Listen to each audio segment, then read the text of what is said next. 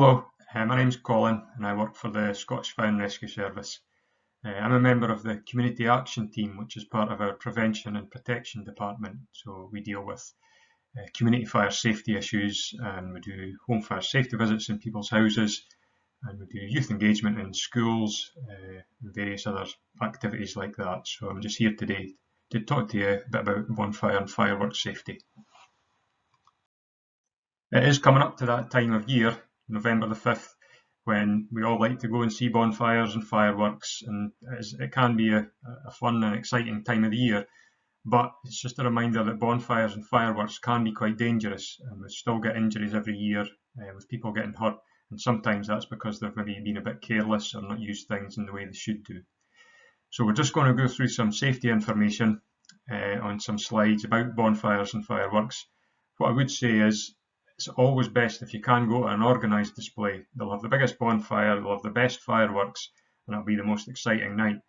But we understand that we are still in this COVID situation, so there may not be as many organised displays as there would normally be. So if there are, we would encourage you to go to them instead, but we do realise that people may be doing things at home. So just some information to make sure you do it safely and nobody gets hurt. I've taken my picture away from the bottom corner there, so you won't see me for the next few slides, just so I don't cover up any of the writing, but I'm just going to talk through as if I was there in person with you. So the first subject we're going to cover is sparklers. So they're often seen as the nice, acceptable, safe form of fireworks, and even really young children can be seen, waving them around. But again, they can be dangerous, so it's just some advice on using them safely. So before I do that, I don't know how many of you out there would know how hot a sparkler gets. So you can see the picture of it fizzing away nice and bright, and people hold them and they wave them in circles or write their name, and you see the trails when it's dark, and they are very pretty. But how hot do you think that bright spot is in the sparkler? So if I was to tell you it's 1500 degrees, it might be a bit of a surprise. So just to give some sort of context for that temperature, if you've got the kettle boiling and the water's bubbling away inside, if you ever get a drop on your hand, or you drink a cup of tea that's too hot, you'll know how hot that feels. The sparkler is 15 times hotter than that, so really, really hot. That's why at the end of the sparkler, sometimes the metal stick's all bent and twisted, so it's so hot it's nearly melting the metal. If you were getting some chips out of the chip shop, the oil that they're cooking the chips in, the sparkler's 8 times hotter than that. So again, you would never be waving around any hot oil on somebody's face. And lastly, if it was summertime and you're having a nice barbecue and doing your hot dogs and burgers, again, it's not something you would ever go close to, put your hand in, lift up and touch. And a sparkler, is 5 times hotter than a barbecue. So they are really hot. So just to bear that in mind. So just to answer the questions that are on the screen, what age should you be before you can hold or use a sparkler? So the recommendation for that is that nobody under 5 should ever have a sparkler. I know they would like to, but it's maybe best that the adult holds it and just lets them watch it, just in case they get burnt. The next one there, what should you wear when holding a sparkler? So hopefully that would be obvious, and November's getting towards winter, so a cold time of year, so hopefully you would have gloves on your hands, so it stops any of the hot sparks coming back onto your hands. How many sparklers should you use at one time? I know there's that temptation of one in each hand and run around, spinning round in circles and doing pirouettes with your arms, but it really should just be one at a time. Okay, sparklers cause more injuries than any other type of firework every year, so it's really important that they are done safely. The last question there, where should you put a sparkler once it's finished? So we always suggest you have a bucket of cold water outside with you, ready to use, and you just pop the hot end of the stick in there to cool it down. Sometimes people will just drop them on the ground or stick it into the grass, and then people can then walk on it or stand on it. They are quite sharp, and they will be quite hot even when the sparkler's gone out. So that's just a few wee reminders on sparklers. Now, if there was an emergency and somebody did get burned, the advice we give is that you would run it under cold water for at least 10 minutes. It might seem a long time, but this just takes the heat out of the burn and stops it spreading down in through your skin. If any clothing or gloves or a jacket was burnt, don't try and pull it off the area. You can cut around the area, but don't try and pull it off, just keep cooling it. You should never touch the burn or burst any blisters because that can again make it worse. Just cool it and then you would seek medical advice. If clothing ever caught fire, we'll have a slide later on about it, but I'll mention it now. It's stop, drop and roll. So that just means if your clothes have gone on fire, you don't run around waving your hands because that can make the fire worse. You would drop down onto the ground, roll back and forward. I think you sometimes call it sausage rolls at primary school. But rolling back and forward smothers the fire out to stop it spreading and getting worse. And then, as I say, you would either go to a doctor, or if it was a real emergency, you would maybe have to phone 999 or go to the hospital. The firework code, that's basically just a set of instructions to help keep us safe when we are using fireworks. So as I said earlier at the start, it's always best to go to an organised displays. They'll have lots of people there dealing with safety and they'll have the biggest, best fireworks. But we do understand sometimes people have them little displays at home with fireworks you've bought from the shops. So it's only ever adults that should light or touch the fireworks. I know they're quite exciting and you want to touch and get involved, but even though the fireworks might look quite small and they've got nice coloured packaging on them, they are basically explosives. So you wouldn't run around with a bomb or a grenade in your hand, would you? So you shouldn't be doing the same thing with a firework. So we'll have a top 10 tips to get you through firework night safely. So number one, we would say you plan your display and it has to be finished before 11 o'clock so that there's not any noise nuisance for people. Number two is that you should only buy fireworks which have the proper safety CE marks from licensed shops who can sell them, and they should be kept in a closed box away from your display, and you should only be using them one at a time. The third one is to always read and follow the instructions on each firework, and sometimes they'll come with a long taper for lighting them, so you should use that if it's supplied with them. The adult that's running the display, they should light it at arm's length, so you don't want to be looking at it close up so you can see it, or trying to light it with your phone flash to see the instructions. So you're arm's length and standing well back once it's lit. Number five is that you should keep all naked flames, so that would include your little bonfire and cigarettes or anything like that, well away from the fireworks. And number six is one that we should all know, but you never return to a firework once it's been lit, even if nothing seems to be happening. It could suddenly go off. The next one is that you never put fireworks in your pockets. You should never ever throw them at people, and you should never be going around with them, carrying them yourself as young people. Next one is that any rockets or any fireworks that fly up into the air, they should be directed well away from the people watching the display. So you wouldn't want the rocket launching out towards you. You would want it pointing out up into the air and hopefully over a nice clear area with nothing that it could set fire to. Unfortunately, we do get people sometimes doing things that they shouldn't with fireworks, and I've had rockets pointed at me and things thrown at me around about bonfire night whilst working on the fire engine. It's not nice. We could get hurt and you could get hurt. So always have them pointing up into the air and well away from any people. Your bonfire, there should never be any petrol or any other things like that used to get it burning more quickly, as they can cause explosions or it can go out of control, or the fumes around the bonfire can light and again injure or burn people. And the last thing, number 10, once you've finished all your fireworks and maybe it's getting a bit late, make sure that the fire is out and everything's made safe before you go inside to go to bed or leave the area. So we'd always suggest having buckets of water or a hose if it's in your garden close by, just in case anything goes wrong.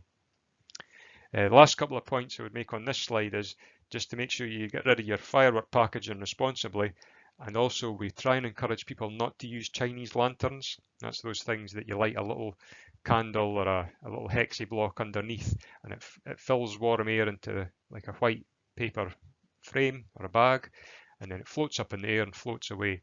So they always end up somewhere, and they can drop down once the flame is getting a bit lower down, but it can still then set fire to things it lands on.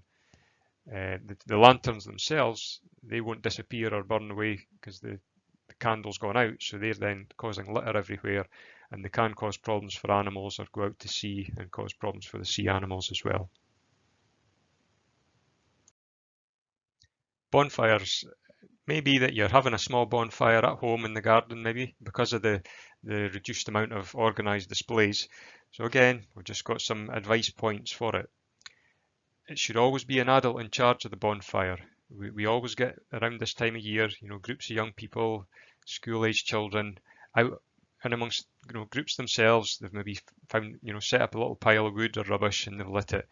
It is tempting, but you can't really do that. It is dangerous, and there should always be an adult or a grown-up in charge of it, somebody responsible. So the points that we always say is one person should be in charge and be responsible for the bonfire. So that would be one of the adults.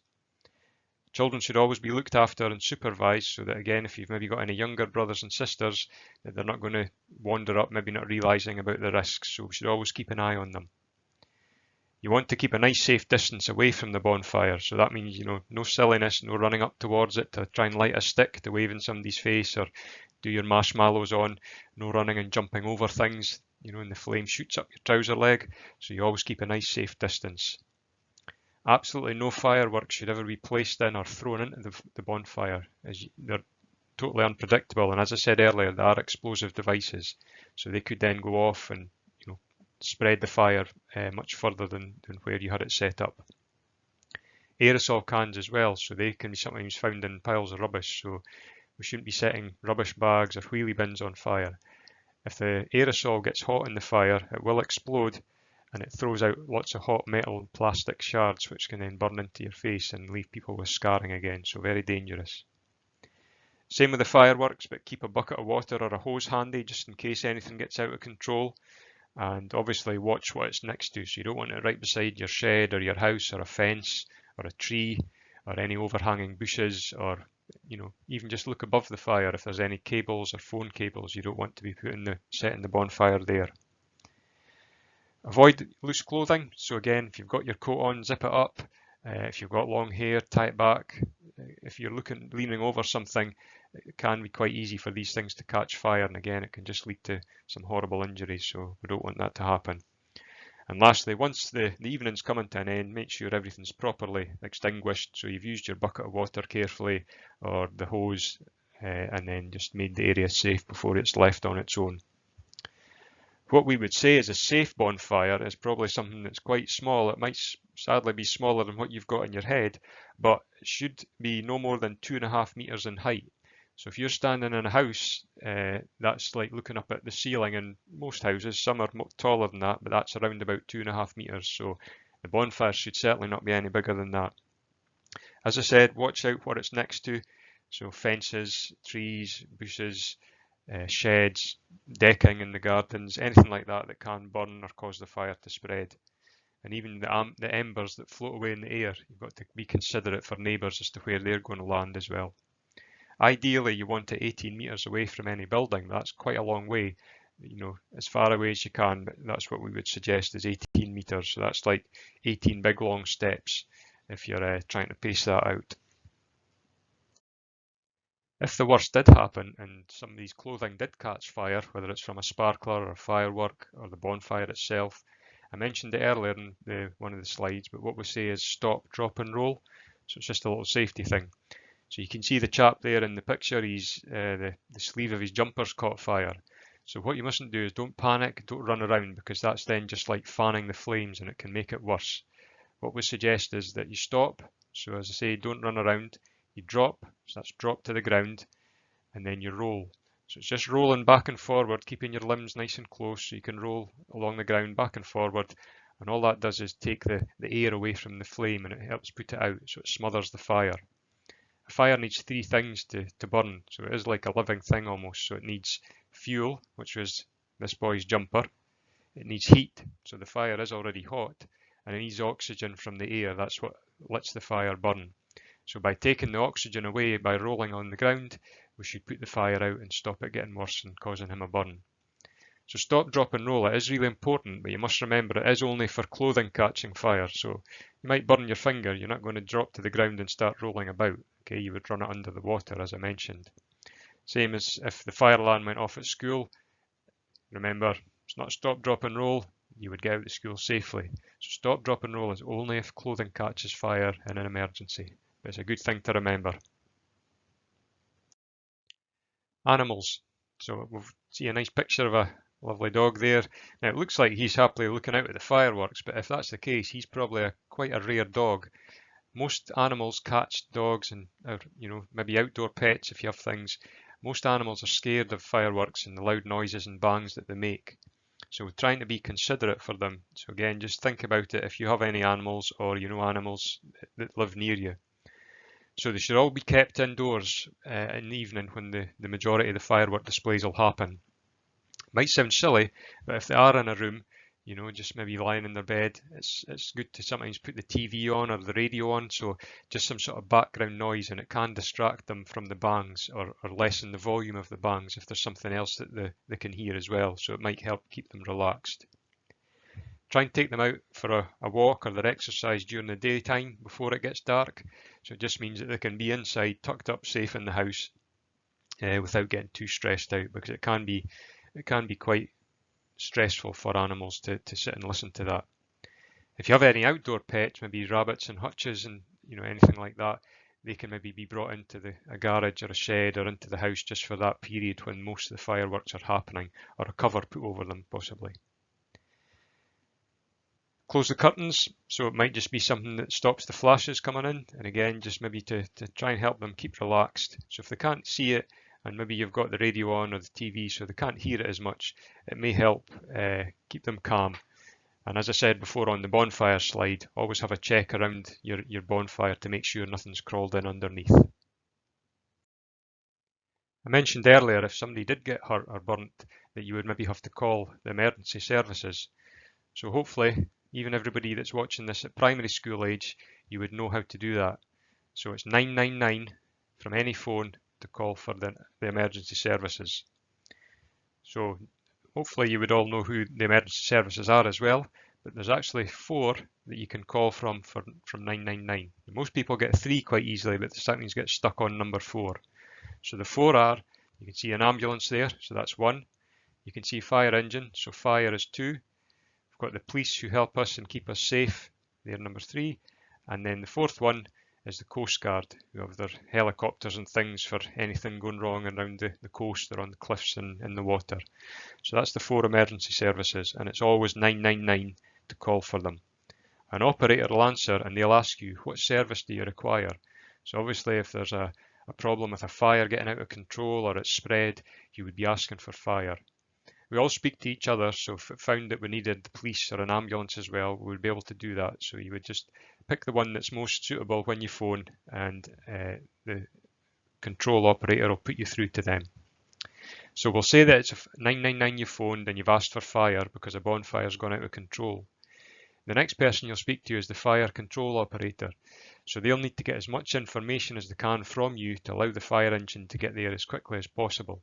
So it's quite important that you know things like your own address or where the bonfire's happening, what's gone wrong, even maybe the postcode, any details about the emergency.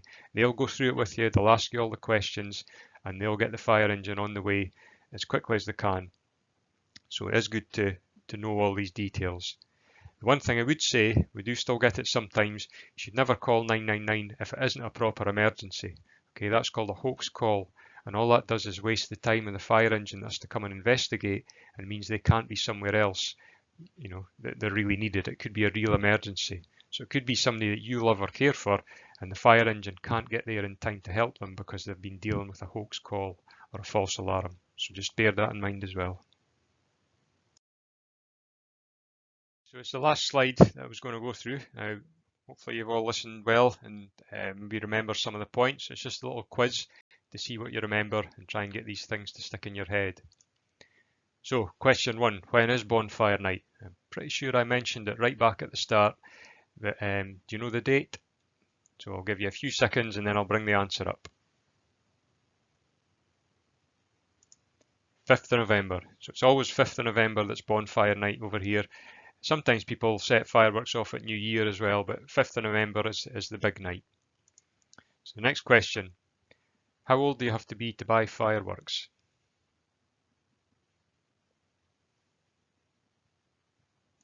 So the answer to that one is 18 or older. So shops can't sell it to you if they think you're under 18, and it's actually a crime to have them in your possession if you're under 18. So we wouldn't want you getting in any unnecessary trouble that you could do without. Number 3, What age should you be before you can hold a sparkler? I definitely mentioned this one. Let's see if you can remember. So it was at least 5, I said. So it was just if you do have any younger brothers and sisters, they shouldn't really have them if they're younger than that in case they get burnt. Number 4, what should you do with your sparkler once it's finished? So remember I told you how hot it was, and it was 15 times hotter than your kettle and 5 times hotter than your barbecue. So what should you do once it goes out?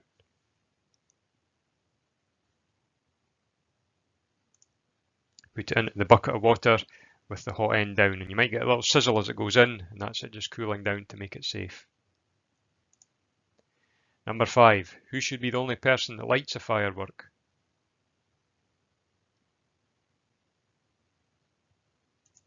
A responsible adult. So I did mention that as well. There should really be one adult in charge of all the fireworks, and it should be only them that lights them and deals with them. It shouldn't, I know it's tempting, but it shouldn't really be any people, especially if you're still at primary school as this talk's aimed at, it shouldn't be anybody that age lighting the fireworks, unfortunately. Number 6, what should you do if your clothing catches fire? So I'll give you a little clue, just in case you don't remember. It was 3 words.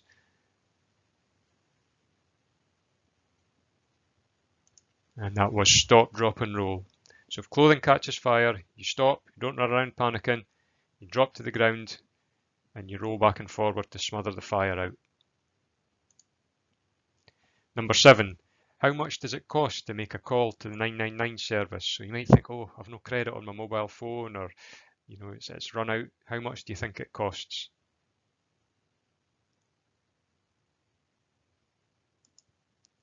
Nothing. Every 999 call is free, but as I mentioned, it should only ever be in an emergency. So it's not to do any pranks, it's not a joke or a hoax or anything like that. We don't want that. It's only for real emergencies. So thanks for listening. Hopefully you'll remember some of that safety advice. I know there's quite a lot in it, but if a few things stick in your head, that's good. And as I said, it is a good, exciting time of year, but you must do it safely just so you don't get hurt. If people do get burns and scarring from fireworks, it can have a lasting effect. There's the permanent reminder if you've got scarring on your hands or face that you can see, and then also you can get injuries inside that people can't see. That's sort of psychological injuries. So it can have an effect on people for quite a long time. So what I'm going to do now is, it was a small video that we were going to show. It's called Ben's Story. So it's something that happened to him. So this is the actual family talking through the incident that they had. So thanks for listening, and as I say, enjoy yourself, and the video should start after this slide. Okay, bye. So I'm just going to play the video that I mentioned there about Ben's story. So just remember, this is the people and family that these actual events happen to. It's not made up, it's not actors, so it's just to show you that it can happen. It does happen every year, and it is easily avoidable if you're careful. But we'll hear from Ben now.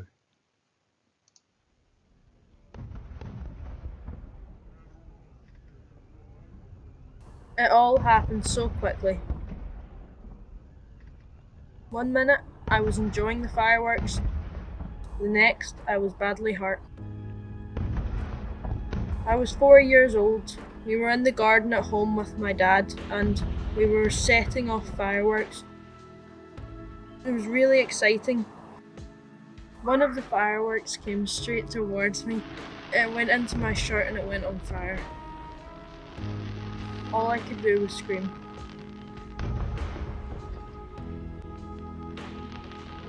An ambulance rushed Ben to hospital where his mum Amy was working at the time.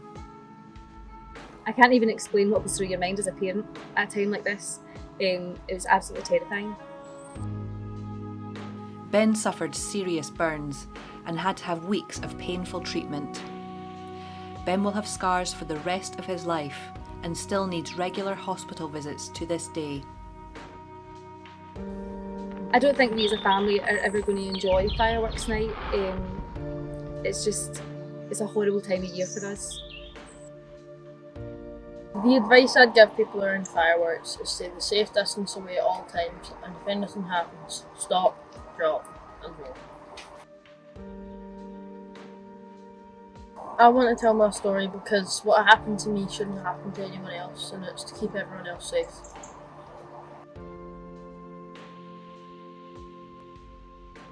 We want people to consider fireworks safety. Don't gather in groups or at unofficial events. Respect your neighbours, pets and community, and those that are there to help you. Think before you join in and know what to do if you see something or somebody getting hurt. It's best to do something about it. This fireworks season, be safe, be kind, and be smart.